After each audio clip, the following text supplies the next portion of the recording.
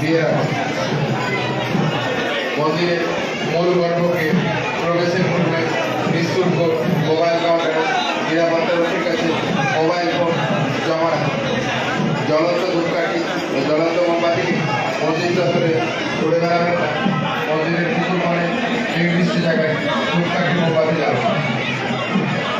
মন্দিরের মূল গর্ভকে প্রবেশের পূর্বে নিঃশুল্ক মোবাইল কাউন্টারে নিরাপত্তারক্ষীর কাছে মোবাইল ফোন জমা রাখুন। মন্দির চত্বর সবসময় পরিষ্কার পরিচ্ছন্ন রাখুন। মন্দিরের পবিত্রতা বজায় রাখুন।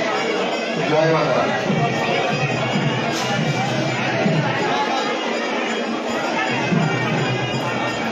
জয় মাতা।